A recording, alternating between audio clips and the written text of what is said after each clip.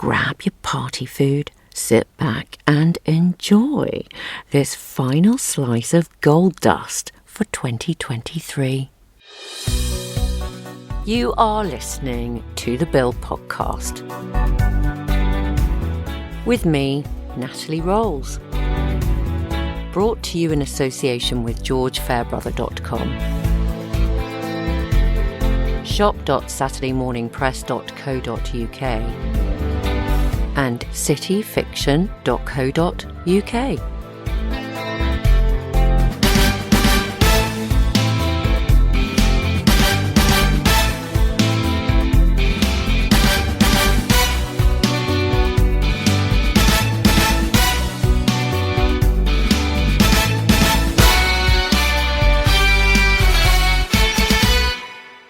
Hello, you lovely Bill fans. It's time to see out 2023 with the finale of my podcast trilogy with the wonderful Jane Worrell.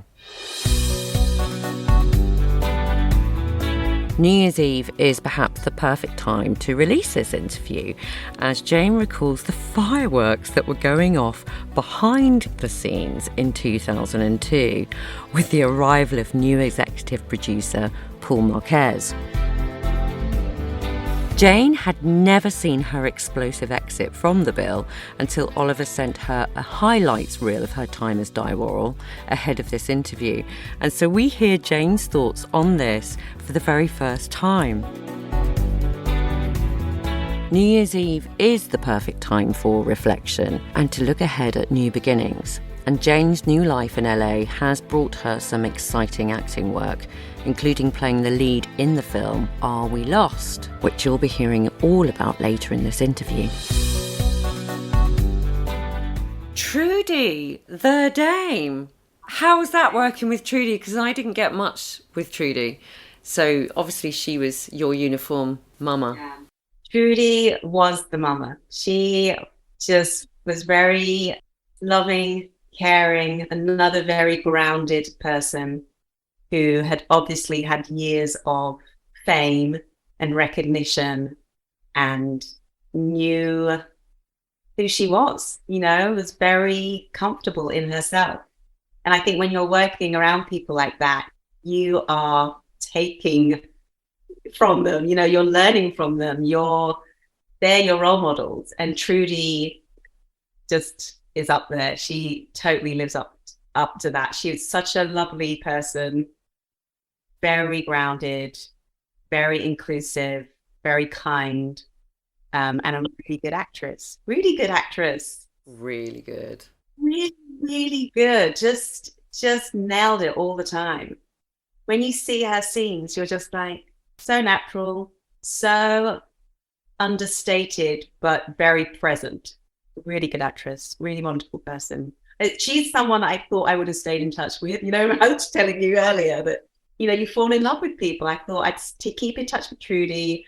I thought I'd definitely keep in touch with Lisa because I shared a dressing room with her. I was about to say, who did you share the dressing room with? Lisa Gagan and then Holly Davidson later on. But Holly and I were kind of crossing as well because I was on my way out and she was on her way in. Was there a little nudge at the door? When I was watching that episode, I was like, what the hell was that about? What was going on? How did that storyline just go from, it was like Di Worrell suddenly attacked? I mean, it was, It was so weird. It was so, that is so out of character. That was funny. I laughed. I was just like, oh, I didn't see this. And that was the beauty of watching this stuff before seeing you today. I'm like, I didn't see any of this. I never saw your stuff. It was brilliant. How many episodes were you in? Do you know? I think it was over 100. 115. 115. Wow.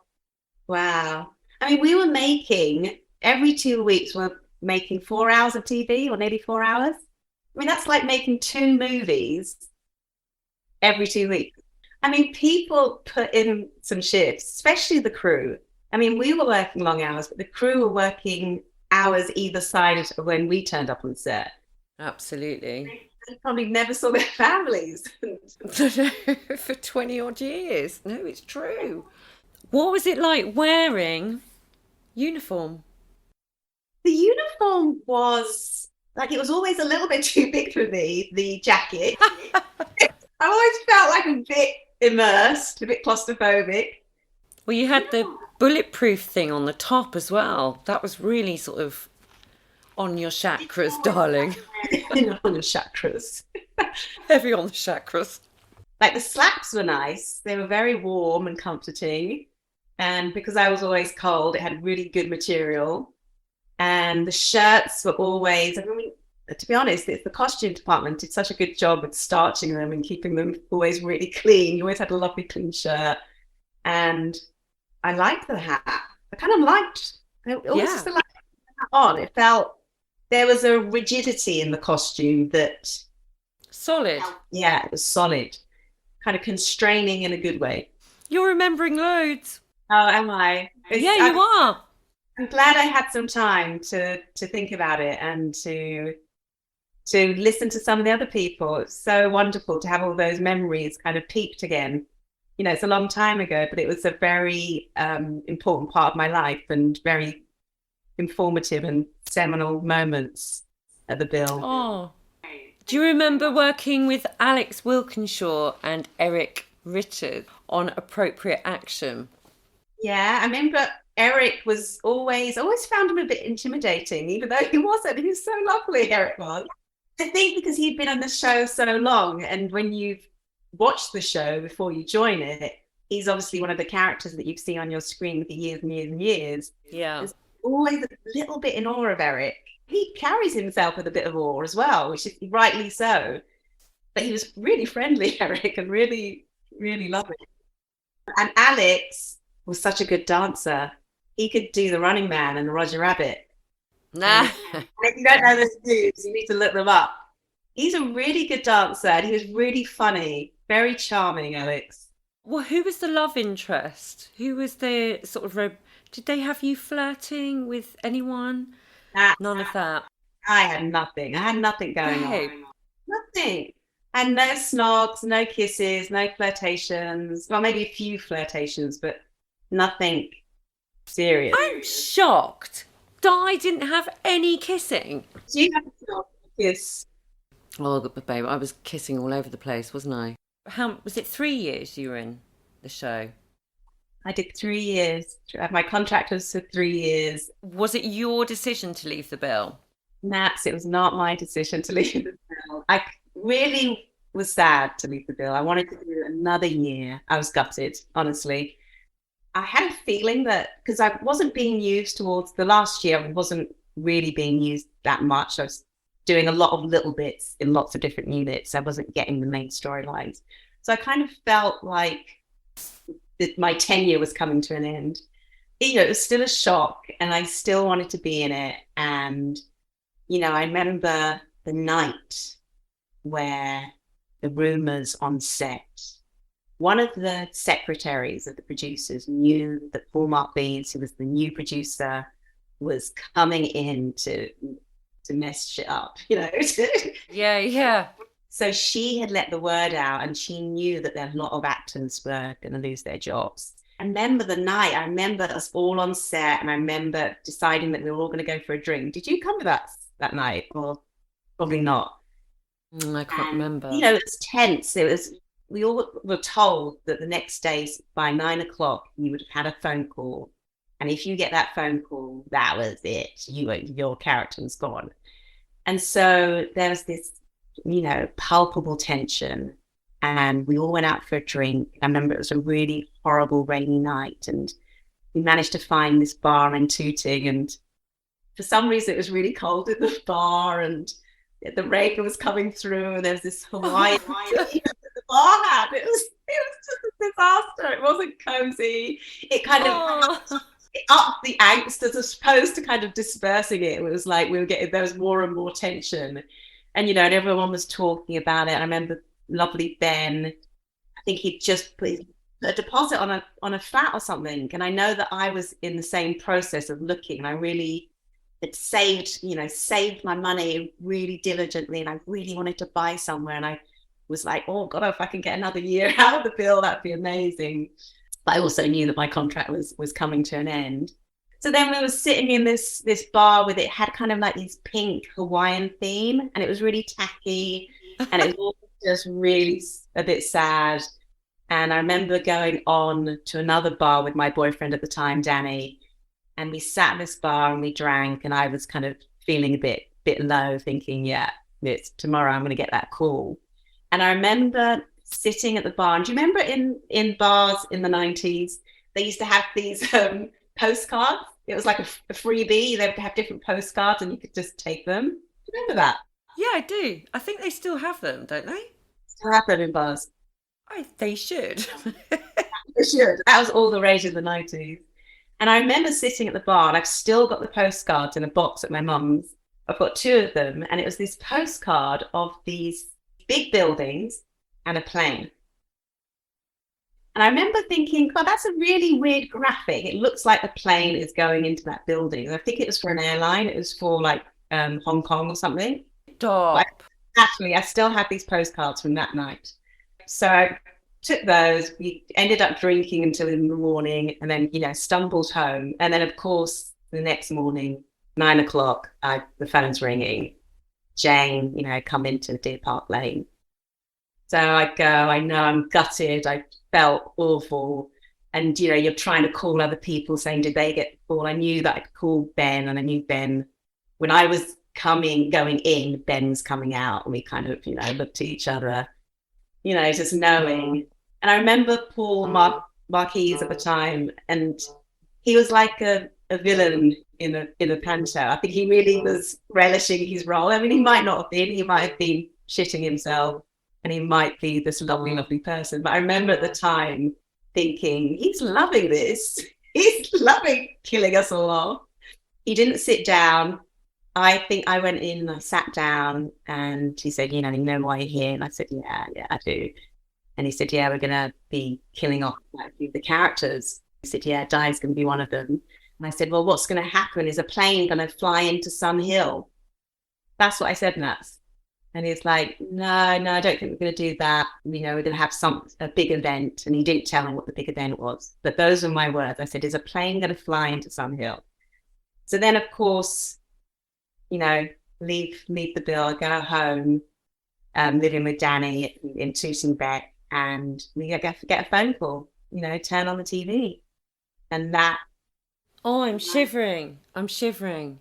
It was 9/11. It was like all this foreshadowing from the night before. It was so weird. And then that day, as everyone knows, was collective trauma with everyone watching that plane going to World Trade Center time and time again, we watched it all day.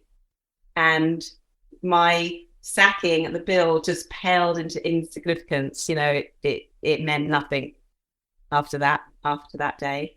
A strange 48 hours. It really was. Surreal departure. Wow. No, Jane, I don't think I was there. I think I'd been out somewhere else. You didn't miss anything, Naz. It was a terrible night. It was shite. I never watched that last episode of where we all get deaded. We all get cold. I never watched it because I don't know why. I suppose I was like superstitious or something, but I just didn't want to watch it. It was interesting. I don't think I did until I watched the other day. I've got another message for you. Let's liven things up. Right, Ben Payton. We did a Secret Santa in 2000. I think she picked me, so much for secrets, and got me one of my first DVDs. Do you know what it was? 10 points, if you can remember. God. You don't have to remember, I know what it is. She got me one of my first DVDs, Russell Crowe's Gladiator. No way. Very cool. I gave away all of my DVDs, but kept that one because it was from her. Oh. Send my love to Jane. Oh, send my love back. Oh, that's lovely. A lovely memory. Oh. Isn't that lovely? Oh.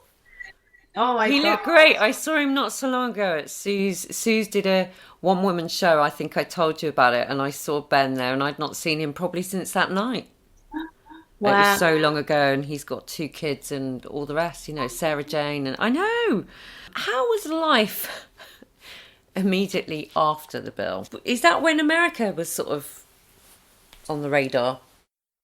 So yeah, after the bill, it's so interesting. You do this amazing job, and when you go into a job like that, you know so little, and when you come out of a job like that, you know so much, and you feel like you should be way more employable. You think, any other job, you'd be like, oh, I'm really employable now because I know what I'm doing. I've got my shit down. I know this stuff. And it's almost like the opposite in acting or when you've been on a big show because you are associated with that show. And so I think casting directors don't want to see you because you have been this character, which is a terrible dichotomy. It's awful, really. I think in my last year at the Bill, even before I knew I was leaving, I hired these PR people called Aaron and Sean. And I mean, that was a real huge learning curve for me because I was looking around me and I was seeing these other characters leave and then you never see them on anything. And so in my mind, I wanted to give myself some profile. I mean, that's what I was thinking.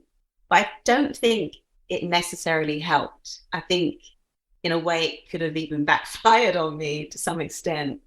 I don't know. I was young and had these thoughts that I think were different from real life. I think I was a bit naive.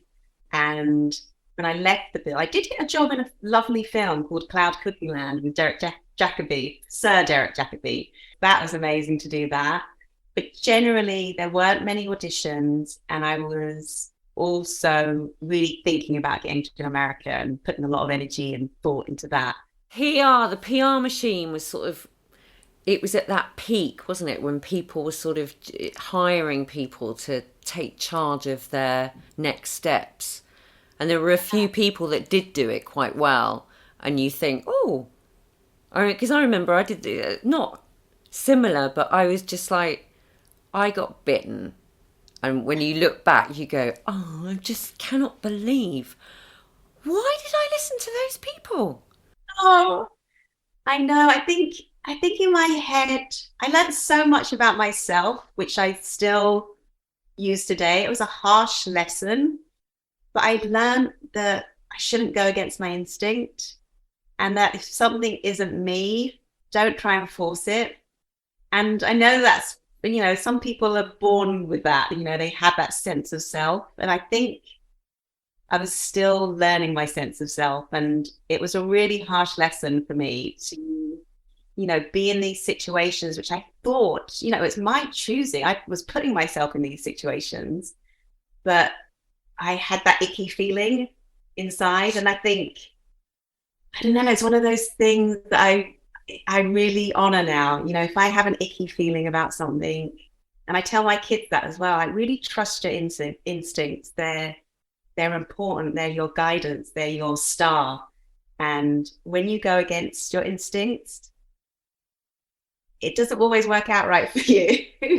And I really learned that through my PR journey. It was painful, and there was definitely some troughing.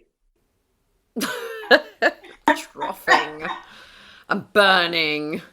I learned about myself. I learned life lessons, which are very important. Absolutely. Your navigation, your inner navigation, just listen. Like you say, it's your wisdom. But when you're in a sense wanting something because you believe that, like you say, well, I'm leaving something, I'm completely armed, I am ready, what's the next step? And then people are jumping on their own bandwagon and saying, you can do this, you look great in this, and blah, blah, blah. And whoa, it's like, hang on, I don't want that life. And you didn't want that life. It wasn't me. Like I know I don't have that thicker skin. Like I really don't. I'm not that person. But it was I had to learn that. I went through it the hard way.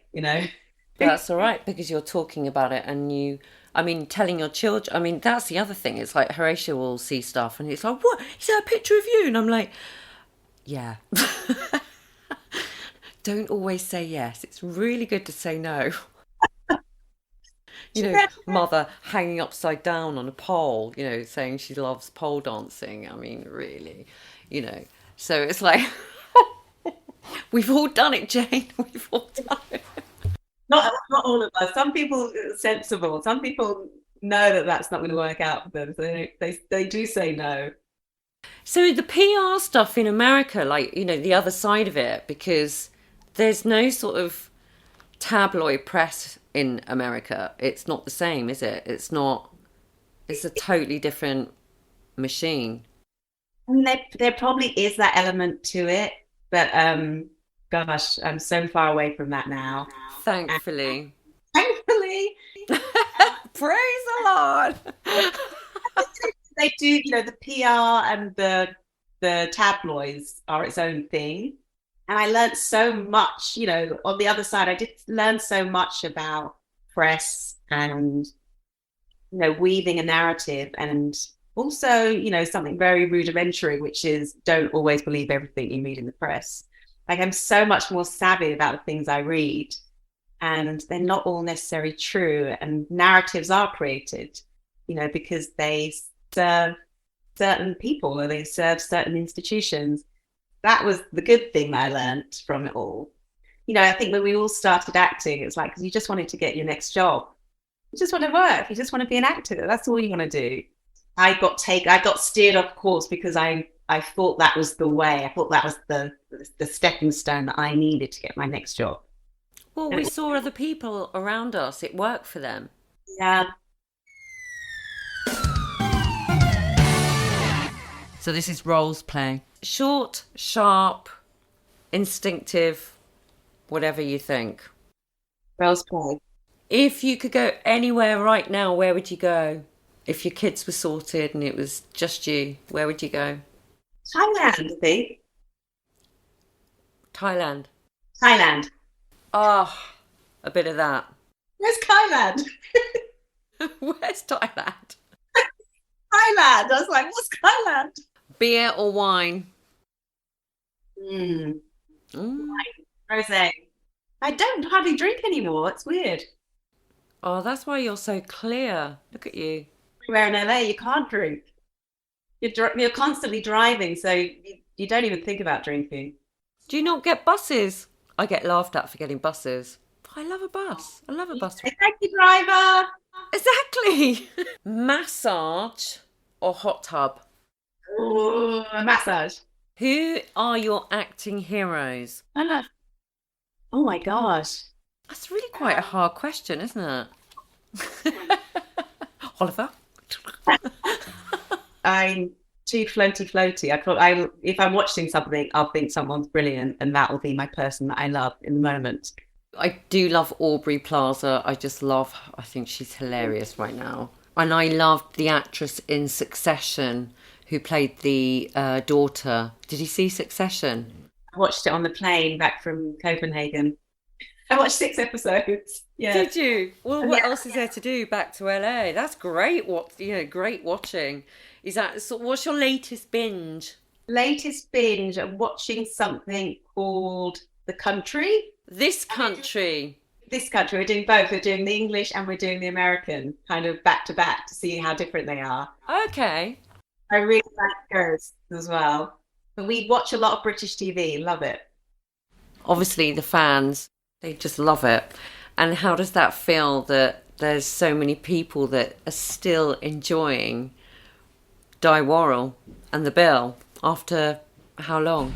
I didn't realise until that moment on the East Croydon station that the show was being still playing on TV. I love that it's still being watched. I think it's amazing that there's fans that are still into the stories and still into the characters, and even this whole thing, there's people that are going to listen to this, and it's amazing. It's amazing to be part of this legacy. It really is. Have you got any dream projects? Dream projects. I don't like watching anything scary or horror vibes. Oh, I know doggy. Yeah, I don't like watching anything scary or gory or with too much violence. So I'd love to be in something that was like a half an hour comedy. I love Friday Night Dinner. I love Ghosts. I love This Country. They just make me smile. And I think that's just, we need more of that in the world, don't we? Absolutely. Obviously, the fans are going to love this. They also will be watching you in Are We Lost? Are We Lost? It's an indie film. I would love for more people to see it. It's got three laurels. You know those, you know when you watch a Yeah. film, it's got three of those. It's a beautiful film. I hope people get to see it. I really hope that someone will buy it, you know, like Netflix or Hulu, one of those. That would be amazing because then people would see it. But at the moment, it's doing the kind of indie circuit. So who knows? It might not get out there. There's so many films. In fact, you enter into them, and then a film festival actually wants to show your film. That's the accolade. There's been 3 film festivals. The premiere in Seattle. It's a gorgeous film. I'm playing the lead in it, but the other leads are the kids in it. And the kids are so natural and they just take it in their stride. They've got such a wonderful way of acting, which is very interesting to watch because it's without any guard up. From what I gather from the trailer, it's a very big arc for you emotionally. Something happens, and obviously you're in a really bad state at the end of the trailer, if anyone can see the trailer. My parents are getting a divorce. Mine are too. Are you okay? Have you ever heard that there might be a parallel universe? What are you working on? Homework. There's infinite versions of us. There's a gap in your work history? Or there could be a different universe where we're living a different life. Oscar! Oh, did you miss me? Yeah. Did you miss me? No. It feels a little better. I just think we should. I know what you think, Oscar. Just let me be the parent here. There would be like another me, another you, maybe another Luna. How much longer? Almost there. Are we lost? He was like, that's Jane, what happened to her? So the writing is pretty powerful. You know, I have a script. It's the first time I've ever worked without a script. It was all improv and scene by scene. So there was never, the first time I watched the film was the first time that I saw the whole of the story, which was an incredible and scary way of working. Because, you know, when we're in the bill, you get your script and then you kind of work out the ebb and flow of the scenes. You would work out the ebb and flow of where you're going to be. This was a really interesting way of working, not knowing where it was But going. the moments, your moments would be so true because you're so in that moment, not knowing, you know, where that's, I mean, interesting. Where did they take the next scene from where you ended that improv? Or they must have had a skeleton as to where the story was going. That must have been such an experience. It was a really freeing experience. It was wonderful. And it was a different way of working. And it was really enjoyable. And we did it over a long time. We did it over 2020 and 2021. You know, as we know, there was nothing going on. So it was a way of being creative and just keeping filming. And no one was on the streets. Well, it was so quiet, wasn't it? It was like, I don't know what it was like in England, but if there was not much traffic. I don't think we had the same restrictions in terms of movement as you did in England. Incredible to be able to be creative in that time and come out with a feature film. And really the best of luck with that. I can't wait to see it. Thank you. Oh, Janie. I'm grinning. I feel like I've just been grinning the whole time with you. How are your cheeks, love? Oh. When I left the bill, I was sad about it, and it was something that I didn't necessarily keep returning to. Yeah, it was a lovely thing to do. So I really thank you. Can you remember when you arrested someone? You do not have to. Can you do it now? No, like I wasn't like George Rossi. I had to do it on their first day or something. First episode I listened back was, and the first person I heard was George's voice. Oh, His lovely voice. yeah. Oh, I know. Okay, so I'm arresting you, Jane Wall, for being absolutely gorgeous today. No, I had it. I was like, I'm going to do that. It'd be a really good gag. I'm impressed, Nat. Well done, everyone. All Love right. you guys. Buckle up. Thank you. Bye. Our huge thanks to Jane for being such a wonderful guest. Since we recorded that interview, I went over to LA and saw Jane in person, which was really, really special. Our huge thanks also to all of you who have supported the Bill podcast this year, from our special guests to our Patreon supporters and our sponsors, George Fairbrother, Michael Seeley and Tony Jury. If you'd like to enjoy more content, there's over 100 hours of goodies on patreon.com/The Bill Podcast. The Bill Podcast will celebrate its 7th birthday in 2024, where I'll be bringing you brand new trilogies with Pal Aaron, who played DC Brandon Kane, and a rare interview with the Bill's executive producer, Paul Marquess. I hope you'll join us then. In the meantime, may I wish you all a happy and healthy new year. Bye for now. You have been listening to The Bill Podcast, presented by me, Natalie Rolls. Brought to you in association with GeorgeFairbrother.com, shop.saturdaymorningpress.co.uk and cityfiction.co.uk. The Bill Podcast is produced by Oliver Crocker, co-produced by Ben Adams, Glenn Allen, Rob Cook, Georgina Dark, Sarah Kuiper, Calvin Millward, Maz Mirabliss, Alex Mockler, and Simon Wolfe. Executive produced by Isabel Allen, Ben Ashmore, Alana Dewar, Andrew Dyack, Paul Dunn, Tony Drury, Dan Evans, Laura Ewing, George Fairbrother, Luke Hegarty, Alan Hunting, Edward Kellett, James Ledane, Lucy McNeil, Gary Moncur, Danny Morris, Steph Morris, Claire Norbury, Laura Pinney-Fay, Michael Seeley, Tom Sherrington, Angel Stannard, Paul Statter, Patrick Stratford, Tom Wentworth, Michael Weil, and Sarah Went. The theme music is composed by Matthew Annis. You can unlock over 100 hours of bonus The Bill Podcast content as a patron, including cast and crew commentaries, reunions, reactions, pilgrimages, off-the-beat podcasts, and much more. Support us from $2.49 a month at patreon.com/The Bill Podcast.